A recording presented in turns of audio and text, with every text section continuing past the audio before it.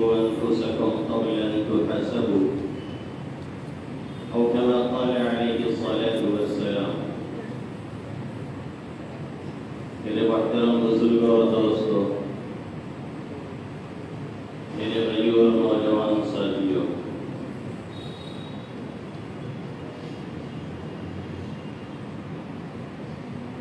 یہ ذوالحجہ کا مہینہ چل رہا ہے اور اس کی آج 29ویں تاریخ، اور اتفاق عمل یہ ہے کہ انگریزی تاریخ بھی وہی ہے۔ اس مہینے میں دونوں تاریخیں ساتھ ساتھ چلی اور آقا مدنی صلی اللہ علیہ وسلم کے دور سے لے کر کے ہجرت کے سال سے لے کر کے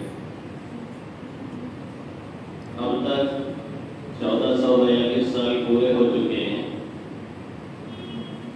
1442 سال پورے ہو چکے ہیں اور 1443واں سال پورا ہونے کو ہے۔ اگر آج چاند ہو گیا تو 1443 پورا ہو جائے گا اور 1444 کا آغاز ہو جائے گا اور وہ شروع ہو جائے گا۔ ہم میں سے بہت سے پڑھے لکھے لوگ اور دیندار کہلانے والے بھی عام طور پر یہ نہیں جانتے ہیں کہ اسلامی مہینہ کون سا ہے اور اس کے نام ہے، اور تاریخ اگر کسی کو معلوم ہو تو سمجھ لیجیے کہ یہ بہت بڑی بات ہے۔ عربی تاریخ، اسلامی تقویم یا ہجری کیلنڈر، اسے یاد رکھنا، اسے محفوظ رکھنا، اس کی تاریخ کا پتہ کرنا، یہ عام طور پہ اہل مدارس کی ذمہ داری ہوگی۔ یہ کام صرف مدرسے والے ہی کرتے ہیں اور دوسرے لوگوں کو اس کی خبر نہیں ہوتی۔ کچھ لوگوں کو رمضان کے چاند کی فکر ہوتی ہے، ورنہ اکثر لوگوں کو صرف عید کے چاند کا پتہ ہوتا ہے اور اسی کی فکر ہوتی ہے، اور جو روزہ نہیں رکھتے ہیں وہ اور لاٹھی ڈنڈا لے کر کے کھودتے رہتے ہیں کسی طرح سے 29 کا ہو جائے۔ باقی اور مہینوں کا ان کو پتہ ہی نہیں ہے کہ مہینے کا آغاز اسلام کا کب سے ہوتا ہے اور اس کا اختتام کب ہوتا ہے اور مہینوں کے نام کیا ہیں۔ مہینہ شروع کس دن سے ہوتا ہے اور اس کی تاریخ کیا ہے، یہ اکثر لوگوں کو پتہ ہی نہیں ہوتا ہے۔ اگر پوچھ لیا جائے تو زیادہ تر لوگ نہیں بتا پائیں گے۔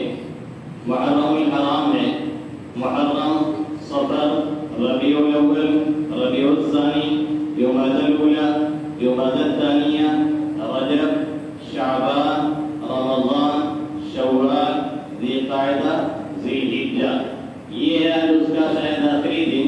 اور اگر یہ پورا ہوا تو اب کل سے نئے اسلامی سال کا آغاز ہو جائے گا، جو ہم میں سے بہت سے لوگوں کو خبر بھی نہیں ہوگی۔ یہ اور بات ہے کہ اب کچھ لوگ سوال رکھتے ہیں سوشل میڈیا وغیرہ تو بتا دیتے ہیں کہ ہمارے اسلامی سال کا آغاز ہو چکا ہے، تب پتہ چل جاتا ہے، ورنہ بہت زمانہ جب گزر جاتا ہے اور انگریزی سال یعنی شمسی تقویم آتی ہے اور اس کا سال کا آغاز ہوتا ہے جو جنوری سے شروع ہوتا ہے، تب ہم ہیپی نیو ایئر کا میسج دینے لگتے ہیں اور ہمیں یہ خبر ہی نہیں ہوتی ہے کہ اسلامی سال آ کر کے وہ گزر چکا ہے، اس کا اچھا خاصا ٹائم گزر چکا ہے۔ یہ ہماری اور آپ کی بہت بڑی کمی ہے اور ہماری اور آپ کی بہت بڑی کمزوری ہے کہ ہم اور آپ اس کی طرف توجہ نہیں کرتے ہیں۔ یہ آقا مدنی صلی اللہ علیہ وسلم کے واقع ہجرت کی طرف یہ سال منسوب ہے اور ہجرت کے سال سے آغاز مان کر اس کی بنیاد ڈالی گئی ہے اور اس کی ابتدا کی گئی ہے اور اس کا آغاز کیا گیا ہے۔ یہ آپ صلی اللہ علیہ وسلم نے جب ہجرت کی، اور ہجرت کا لفظ یہ ہجر سے ماخوذ اور بنا ہوا ہے، جس کے معنی آتے ہیں چھوڑ دینے کے، جس کے معنی آتے ہیں کسی چیز یا کسی جگہ کو چھوڑ دینا۔ اور اصطلاحی اعتبار سے، اسلامی اعتبار سے ہجرت کہتے ہیں دین اسلام کی حفاظت کی غرض سے یا دین اسلام کی اشاعت کے لیے اپنے علاقے اور وطن کو خیر بات کہہ دینا اور چھوڑ دینا، یہ ہجرت کہلاتا ہے۔ آج کل تارکین وطن ایک اصطلاح بن گئی ہے دنیا والوں کے ہاں، اور جو لوگ سیاسی مقاصد کے تحت یا معاشی مقاصد کے ساتھ اپنی اکنامک صحیح کرنے کے لیے کوئی علاقہ چھوڑ کر کے دوسرے یہ ایک ملک چھوڑ کر کے دوسرے ملک میں جا بستے ہیں ان کو تارکین وطن کہا جاتا ہے اور ان کو مہاجرین کہا جاتا ہے۔ حقیقت یہ ہے کہ ان کو مہاجرین کہنا ہجرت کے تقدس کو پامال کرنا ہے اور ہجرت جیسے عظیم لفظ کی اہمیت کو گھٹانا اور برباد کرنا ہے۔ اور ایک دلچسپ بات آپ کو یہ بھی بتاتا چلو کہ یہ زیادہ تر تارکین وطن یورپین کنٹریز میں پائے جاتے ہیں، وہیں پر زیادہ لوگ اس طرح سے جا کر کے بستے ہیں جو اپنے سیاسی مقاصد کے لیے جاتے ہیں یا اپنے معاشی مقاصد کے لیے جاتے ہیں۔ باقی ہجرت کا اصل مفہوم یہ ہے اور ہجرت کا اصل معنی یہ ہے کہ دین اسلام کی حفاظت کے لیے یا دین اسلام کی اشاعت کے لیے اپنے علاقے کو خیرباد کہہ دینا اور اپنے علاقے کو چھوڑ دینا، یہ ہجرت کہلاتا ہے۔ اور یہ ہجرت تمام کے تمام انبیاء کرام کو تقریباً کرنی پڑی ہے، تمام کے تمام انبیاء کرام نے تقریباً کی ہے۔ حضرت موسیٰ نے کی ہے، حضرت ابراہیم نے کی ہے، حضرت ہود نے کی ہے، خود آقا مدنی صلی اللہ علیہ وسلم نے کی ہے۔ یہ سنت جاری رہی ہے اور یہی وجہ رہی ہے کہ بہت سے علماء کرام نے بھی ہجرت کی ہے، بہت سے بزرگان دین نے بھی ہجرت کی ہے۔ جس جگہ اور جس مقام پہ آپ بیٹھے ہوئے ہیں یہاں بھی کوئی مہاجر شخص آیا تھا جسے مولانا عبدالکریم صاحب نور اللہ مرقدہ برد اللہ مرجع کے نام سے ہم لوگ جانتے اور یاد کرتے ہیں، جو امبیڈکر نگر جو پہلے فیض آباد تھا اور دیوریا کے ایک چھوٹے سے گاؤں سے اٹھے اور وہاں سے ہوتے ہوئے یہاں آ کر کے بیٹھ گئے اور کہنے والے نے بالکل بجا کہا، وہ پھول سر چڑھا، وہ پھول سر چڑھا جو چمن سے نکل گیا، عزت اس سے ملی جو وطن سے نکل گیا۔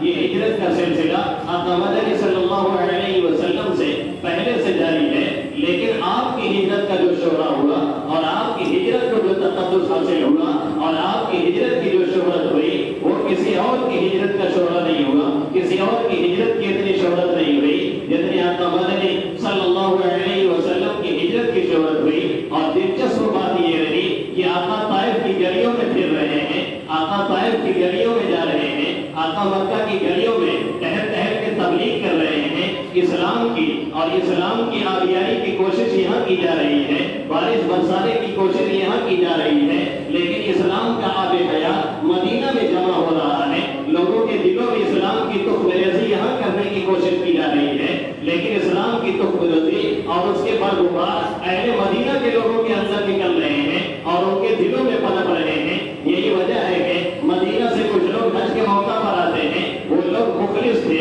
وہ لوگ ضدی نہیں تھے، ان کے اندر عناد نہیں تھا، ان کے اندر اکڑ نہیں تھا۔ جن کے اندر اکڑ ہوتا ہے لاکھ اس تک حق پہنچ جائے وہ حق ماننے کے لیے تیار نہیں ہوتا ہے، حق سننے کے لیے تیار نہیں ہوتا ہے، حق قبول کرنے کے لیے تیار نہیں ہوتا ہے۔ اندر سے اس کا دل بھی کہتا ہے کہ سامنے والا سچ ہے، اندر سے اس کا دل بھی کہتا ہے کہ سامنے والا صحیح ہے، اندر سے اس کا دل بھی کہتا ہے کہ سامنے والا فراڈیا نہیں ہے، اندر سے اس کا دل بھی کہتا ہے سامنے والا جھوٹا نہیں ہے، لیکن وہ ماننے کے لیے تیار نہیں ہوتا۔ کیوں؟ اس لیے کہ اس کے اندر بغض بھرا ہوا ہے، اس کے اندر عناد بھرا ہوا ہے، اس کے اندر ضد بھری ہوئی ہے۔ اور جب کسی کے اندر عناد ہو تو پھر لاکھ آپ کوشش کر لیں آپ اسے منوا نہیں سکتے ہیں۔ ایسے لوگوں کو منوانے کی فکر کرنا اپنے ٹائم کو ویسٹ کرنا اور بیکار کرنا ہے اور کوئی نتیجہ نکلنے والا نہیں ہے۔ وہی واقعہ یاد آیا، جیسے ایک صاحب تھے، بڑے بزرگ تھے اور ان کی بزرگی کا بڑا چرچا تھا، لیکن گھر والے کم مانتے ہیں اور خاص طور سے گھر والیاں کم مانتی ہیں لوگوں کو، عام طور پہ مانتی ہی نہیں۔ وہ ڈی ایم صاحبہ ہوم منسٹر ہیں، آپ وزیر خارجہ ہیں، وہ وزیر داخلہ ہیں، وہ آپ کو کیوں کر قبول کریں؟ تو وہ سوچے کہ اپنی اہلیہ کو بھی منوایا جائے اور اس کو بھی بتایا جائے کہ واقعی ہم بزرگ ہیں، لیکن وہ ماننے کے لیے تیار ہی نہیں۔ جب ان کی بزرگی کا چرچا ہو تب وہ کہے کہ ایسے ایسے بزرگ تو ہم نے بہت دیکھے ہیں، یہ کوئی بزرگ ہیں، ان کے اندر کوئی بزرگی نہیں پائی جاتی ہے، اور اس طرح کی الٹی پڑی کر دے۔ ایک مرتبہ انہوں نے اللہ سے دعا کی کہ اللہ تعالیٰ ہمیں اڑنے کا چانس دیا جائے، ہمیں پر دے دیا جائے تاکہ ہم اڑیں اور اپنے گھر کے اوپر سے گزریں اور ہماری محترمہ بھی دیکھیں اور مان لیں کہ ہم بزرگ ہیں۔ اللہ نے یہ صلاحیت دے دی، انہوں نے اڑنا شروع کیا جنگل سے، اب پورے گاؤں کا چکر لگا رہے ہیں۔ اب گاؤں میں ہنگامہ شروع ہوا، دیکھیے فلاں شخص اڑ رہا ہے، دیکھیے فلاں شخص اڑ رہا ہے، اس کو بزرگی کہتے ہیں۔ اور عوام کی بیوقوفی کا تو پوچھنا ہی کیا ہے، اگر اسی کو بزرگی کہتے ہیں تو چیل کوا بھی فضا میں اڑتے ہیں، وہ بھی بزرگ ہو جائے، لیکن ہم لوگ یہی سب پاگل والا معیار بنا رکھے ہیں، بس ہم کسی کے پیچھے دوڑ پڑے یا کچھ بھی کر پڑے، ہمارا کوئی بھروسہ نہیں ہے۔ بہرحال وہ ٹہلتے رہے اور اپنے اہلیہ کے گھر سے بھی وہ کئی مرتبہ انہوں نے چکر مارا، جب तो इनकी अहलिया भी आंगन में आके खड़ी रही और देखा कि वाकई कोई उड़ रहा है। तो जब इनके शौहर वापस आए, उड़ करके लौट करके आए, तो इनकी अहलिया ने कहा आप क्या बुजुर्ग हैं? आज बुजुर्ग हमने देखा। इन्होंने कहा कैसा बुजुर्ग था? कहने लगे वो उड़ रहे थे, उनके अंदर उड़ने की सलाहियत है। बुजुर्ग ऐसा होता है, आप जैसा कोई बुजुर्ग है, लोगों को आप सिर्फ बेवकूफ बनाते हैं, आप उल्लू बनाते हैं, अपनी इबादत का दिखावा करते हैं। उन्होंने कहा इंसान उड़ सकता है? कहा अरे पूरे गांव वालों ने देखा। कहा आपने भी देखा था? कहा अरे कैसी बात करते हैं, हमने तो 3-4 मरतबा देखा, हमारे घर से कई चक्कर उड़ने लगाया। उसके बाद जब इन्होंने इत्मीनान कर लिया कि हाँ इन्हें यकीन हो गया है कि हमें उड़ने वाला कोई इंसान ही था, तब इन्होंने कहा अरे वो हम ही थे। कहने लगे अच्छा, तब टेढ़े टेढ़े उड़त रहे, मलुआ अब गिरे, तब गिरे, अब गिरे, तब गिरे। तो इन हमारे तो बाहर से अल्लाह है। जो जिद्दी होता है, जो इरादी होता है, वो मान करके नहीं देता है। तो अहले मदीना तशरीफ लाए मक्का में हज करने के लिए, उनके अंदर इराद नहीं, उनके अंदर जिद नहीं, उनके अंदर अकड़ नहीं, उनका दिल कीना सीना से पाक है। नतीजा ये निकला कि जैसे ही ईमान की आवाज उनके कानों में पहुंची, आका मदनी सल्लल्लाहु अलैहि वसल्लम के कानों से दिलों तक का फासिला कोई दूर नहीं था। फौरन उन्होंने ईमान कबूल किया और इस्लाम कबूल किया। और यही नहीं बल्कि दावत दी कि आप हमारे यहाँ तशरीफ लाइए, और जो भी आपके यहाँ से हमारे यहाँ आएंगे उनका उनके हिमायत, उनकी नुसरत, उनकी मदद, उनकी हिफाजत, ये हमारा और आपका फरीजा होगी। हमारे और आपकी तरफ से नहीं, कोई बाहर आकर के बसता है, हम उसे रुपैया कहते हैं, हम उसे रुपैया कह करके पुकारते हैं, हम उसे गालियां देते हैं, हम उसे सपोर्ट नहीं करते हैं, हम उसके साथ इस्लामी रिश्ता नहीं रखते हैं, हम इस्लामी हुकूमत को उसे सपोर्ट नहीं देते हैं। ये हमारे और आपके अंदर जो कीड़ा पैदा हुआ है, ये मगरिब ने पैदा किया है तासुब का कीड़ा, ये हमारे इस्लाम का हिस्सा नहीं है। आका मदनी सल्लल्लाहु अलैहि वसल्लम से उन लोगों ने ये वादा किया कि जो भी हिजरत करके आएंगे हम उनका सपोर्ट करेंगे, हम उनका खुला सपोर्ट देंगे, हम उनके लिए जान की बाजी लगा देंगे, सब कुछ कुर्बान करने के लिए तैयार रहेंगे। और इधर कुदरत का करिश्मा ये हुआ कि अहले मक्का में मक्का की गलियां और मक्का के इलाके तंग किए जाने लगे, रोज बरोज तंग किए जाने लगे। मक्का में लोगों को गलियों में घसीटा जाता, तपती हुई रेत में लटाया जाता और न मालूम कैसे कैसे जुल्म किए जाते। और यही नहीं, आका मदनी सल्लल्लाहु अलैहि वसल्लम को भी बख्शा नहीं गया, आपके ऊपर भी न मालूम कैसे कैसे मज़ालिम किए गए। और यही नहीं, कितनों ने जुल्म की ताब न ला करके जान शहादत नोश किया और हजरत सुमैया को बच्चा मार करके मुझे गुरु घंटाल ने शहीद किया। इस्लाम की पहली शहीदा हजरत सुमैया रज़ियल्लाहु तआला अन्हा। इसी हालत में ये हालत गुजर रही है, लेकिन कोई यहाँ से सफर नहीं कर रहा है, खुद से कोई फैसला ले ले, ये पॉसिबल नहीं है। खुद से कोई फैसला ले लिया जाए, ये मुमकिन नहीं है। दामन सब्र को छोड़ दिया जाए, ये मुमकिन नहीं है। इस्तेमाल में कोई कमी आ जाए, ये मुमकिन नहीं है। पाए सिमात में कोई लफ्ज़ आ जाए, ये मुमकिन नहीं है। जब तक कि रब का हुक्म ना आ जाए, आखिरकार रब का हुक्म आया और ये कहा गया अब मदीना से मक्का की तरफ हिजरत कर जाओ। लोगों ने हिजरत करना शुरू किया, एक के बाद गिरे, एक तरह से दूसरे, दूसरे से तीसरे, इस तरह से लोग पहुंचते रहे। लेकिन अभी आका को हुक्म नहीं है। और जो लोग मक्का पहुंच रहे हैं, जो लोग मक्का से मदीना पहुंच रहे हैं, अहले मदीना उनका इस्तेमाल कर रहे हैं, अहले मदीना उन पर अपनी जान निसारी कर रहे हैं, अहले मदीना उन पर अपनी जान निछावर कर रहे हैं, अहले मदीना हर तरह से उनको सपोर्ट दे रहे हैं। आका मदनी को भी हुक्म नहीं हुआ, आका मक्का ही के अंदर है। फिर यहाँ तक कि आपके कत्ल का मशवरा किया गया, दारुल नदवा में कमेटी बैठाई गई। अबू जहल गुरु घंटाल ने कहा, जिसमें हारिस इब्न नद्दा तबीब अरब की शक्ल में इब्लीस ने भी शिरकत की। और आखिर में यह फैसला हुआ, हर कबीले से एक आदमी लेते हैं और एक बार की हमला करते हैं और आपको नौजुबिल्लाह शहीद कर देते हैं, जिसके नतीजे में फिर ये बनु हाशिम सबसे टकरा नहीं पाएंगे। नतीजा ये निकलेगा, आपका खून बहा लेने में राजी हो जाएंगे। इस तरीके से नौजुबिल्लाह चौथे हुए सूरज को गुरूब कर दिया जाएगा और काम तमाम कर दिया जाएगा। लेकिन फानूस बन के जिसकी हिफाजत हुआ करे, वो शम्मा कब बुझे जिसे रोशन खुदा करे। आका मदनी सल्लल्लाहु अलैहि वसल्लम अपने दौलत गदा में है, दरे दौलत का मुहासरा कर लिया गया है, शुरुआत में घेराबंदी कर दी गई है। आका को शहीद करने के लिए, सूरज को गुरूब करने के लिए आका सरे शाम निकलते हैं और यासीन की आयत की तिलावत करते हैं।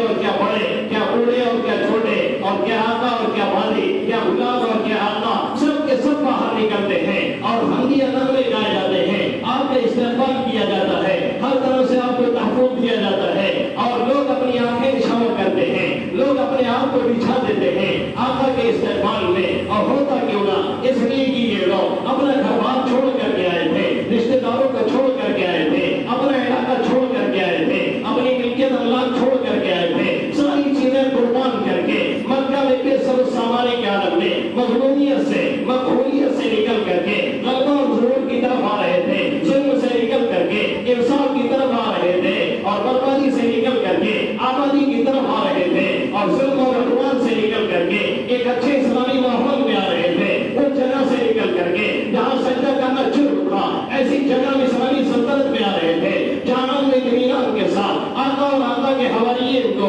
سجدہ کرنے کی اجازت ہی نہیں، پورا تحفظ فراہم تھا، جہاں سے اسلام کی آبیاری ہونی تھی، جہاں سے اسلام کو پھیلایا جانا تھا، جہاں سے اسلام کو چمکنا تھا، اور جہاں سے اسلام کے غلبہ اور ظہور کا آغاز ہونا تھا۔ اسی ہجرت کے ذریعے سے ان چیزوں کی بنیاد پڑتی تھی۔ آقا نے آ کر کے مسجد قباء کی بنیاد رکھی، کچھ ہی دنوں کے بعد مسجد نبوی صلی اللہ علیہ وسلم کی بنیاد رکھی، جسے اسلام کی مرکزیت حاصل ہوئی، اور وہیں سے پوری دنیا کے اندر اسلام کی شمع روشن کی جانے لگی۔ اسی لیے اس واقعہ کو ہجرت کے سال سے آغاز مان کر کے، ہجرت کے سال سے آغاز مان کر کے اسلامی تقویم کی اور اسلامی کیلنڈر کی بنیاد ڈالی گئی۔ عمر فاروق رضی اللہ تعالیٰ عنہ کے سامنے ایک تحریر پیش ہوئی جس میں لکھا ہوا تھا شعبان کا مہینہ۔ حضرت عمر نے فرمایا پہلا شعبان ہے، یہ اس کے بعد والا شعبان ہے، اس میں کوئی وضاحت نہیں، کیوں کر یہ معلوم ہو یہ شعبان مراد ہے یا پچھلا شعبان مراد ہے، اس طریقے سے کام چلنے والا نہیں، یہ 21 ہجری کا واقعہ ہے۔ آپ نے مختلف اکابر صحابہ کرام کو جمع فرمایا اور مشورہ شروع ہوا۔ مشورہ یہ ہوا کہ کب سے سال کا آغاز مانا جائے، کس واقعے کی طرف منسوخ کیا جائے، کس واقعے کی طرف منسوخ کر کے آغاز مانا جائے اسلامی سال کا۔ اس طریقے سے کام چلنے والا نہیں ہے۔ 21ویں ہجری میں مشورہ ہو رہا ہے، اکابرین صحابہ جمع ہے، کوئی کہتا ہے آقا کی ولادت کو بنیاد بنایا جائے، کوئی کہتا ہے آقا کی نبوت کو بنیاد بنایا جائے، کوئی کہتا ہے آقا کی وفات کو بنیاد بنایا جائے۔ حضرت علی کرم اللہ وجہہ کھڑے ہوتے ہیں اور کہتے ہیں ہجرت کے سال سے آغاز مان کر کے اس کی بنیاد ڈالی جائے۔ حضرت عمر فاروق رضی اللہ تعالیٰ عنہ تشریف فرما ہے، بحث و مباحثہ صحابہ کرام کے درمیان چل رہا ہے۔ آپ نے فرمایا اگر ولادت اور شہادت کو مانا جائے یا اسی طریقے سے اگر آپ کے نبوت کے سال کو مانا جائے تو جو اس میں تھوڑا سا اختلاف ہے، اس لیے آگے چل کر کے اختلاف رونما ہو سکتا ہے۔ اس واقعے میں اختلاف کے بنیاد بنانا کسی طرح مناسب نہیں ہے۔ اور اگر آپ کی وفات کے سال کو مانا جائے تو جو کہ یہ غم کا سال ہے، یہ جشن کا سال نہیں ہے، اس لیے بھی مناسب نہیں معلوم ہوتا۔ اس لیے ہجرت کے سال سے آغاز مان کر کے اس کی بنیاد ڈالی گئی، اور یہیں سے اسلامی تقویم کا آغاز ہوا، اور یہیں سے اسلامی کیلنڈر کا آغاز ہوا، اور یہیں سے تقویم ہجری کا آغاز ہوا۔ ہجرت کے سال سے اس کی بنیاد ڈالی گئی، آقا کی ہجرت کو بنیاد بنایا گیا، جو بظاہر ناامیدی کا زمانہ تھا، جو بظاہر مایوسی کا زمانہ تھا، جو بظاہر مغلوبیت کا زمانہ تھا، جو بظاہر تنوع کا زمانہ تھا، جو بظاہر تلے کچلے لوگ بھاگ رہے تھے، جو بظاہر مبلسی اور بے بسی کا زمانہ تھا، لیکن حقیقت یہ ہے یہیں سے ایک مظلوم بنیاد پڑ رہی تھی۔ حقیقت یہ ہے یہیں سے اسلام کی شان و شوکت کا مظاہرہ ہونے والا تھا۔ حقیقت یہ ہے یہیں سے اسلام کو مرکزی حیثیت حاصل ہونے والی تھی۔ حقیقت یہ ہے یہیں سے اسلام کا غلبہ شروع ہونے والا تھا۔ حقیقت یہ ہے یہیں سے اسلام کی فتوحات کے جھنڈے دنیا کے مختلف ممالک میں لہرانے والے تھے۔ حقیقت یہ ہے یہیں سے ظلم کا خاتمہ ہو کر کے عدل انصاف کی بنیاد پڑنے والی تھی۔ اس لیے عمر فاروق رضی اللہ تعالیٰ عنہ نے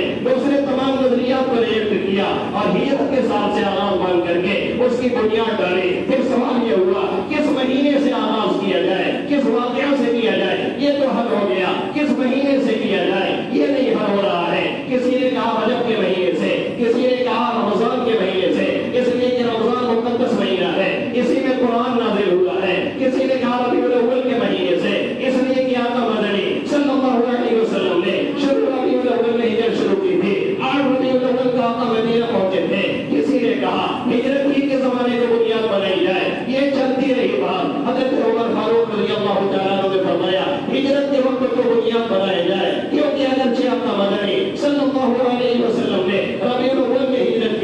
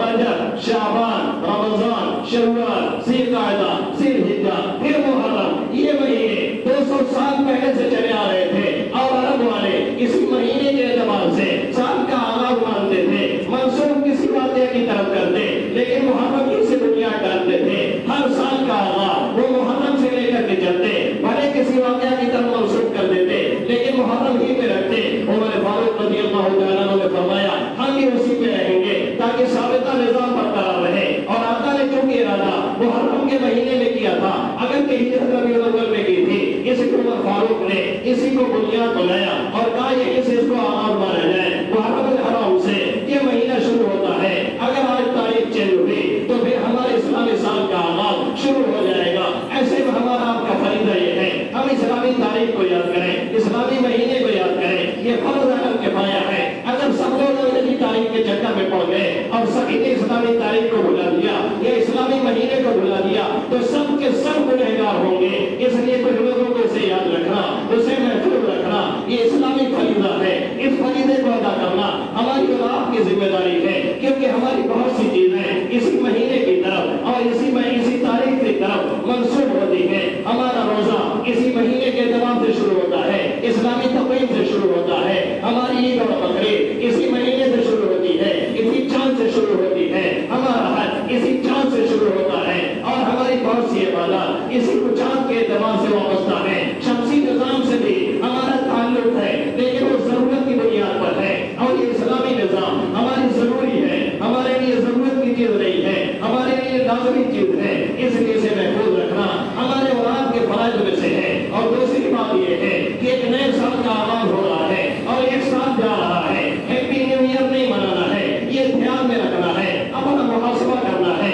اللہ کے حبیب صلی اللہ علیہ وسلم فرماتے ہیں حاسبوا انفسکم قبل ان تحاسبوا, اپنا محاسبہ کرو اس سے پہلے کہ رب تمہارا محاسبہ کرے. اپنا محاسبہ کرو اس سے پہلے کہ قبر میں تمہارا حساب لیا جائے. اپنا محاسبہ کرو اس سے پہلے کہ محشر میں تمہارا حساب لیا جائے. اپنا محاسبہ کرو اس سے پہلے کہ فرشتے آپ پکڑیں. اللہ کے حبیب صلی اللہ علیہ وسلم فرما رہے ہیں اس لیے ہمیں محاسبہ کرنا چاہیے. ہم نے پچھلی زندگی میں کیا کھویا ہے, ہم نے پچھلی زندگی میں کیا غلطیاں کی ہیں, ہم نے پچھلی زندگی میں کتنے حقوق پامال کیے ہیں اللہ کے اور اس کے بندوں کے. نہ معلوم کتنے جرائم ہم نے کیے ہیں, نہ معلوم کتنے کرائم کیے ہیں. غلطیاں ہوتی رہتی ہیں اور ہو جاتی ہیں لیکن اس پر جمے رہنا اور اس سے حساب نہ کرنا اور اس سے باز نہ آنا یہ سب سے بڑا جرم ہے. اس لیے اسے چھوڑیں. اگر بندوں کے حقوق ہم نے گنوا کیے ہیں ان سے معافی مانگیں. اللہ کے حقوق کو پامال کیا ہے اس سے توبہ کریں. اگر اب تک نماز نہیں پڑھتے تھے تجدید عہد کریں, تجدید ایمان کریں. آج سے نمازیں نہیں چھوٹیں گی.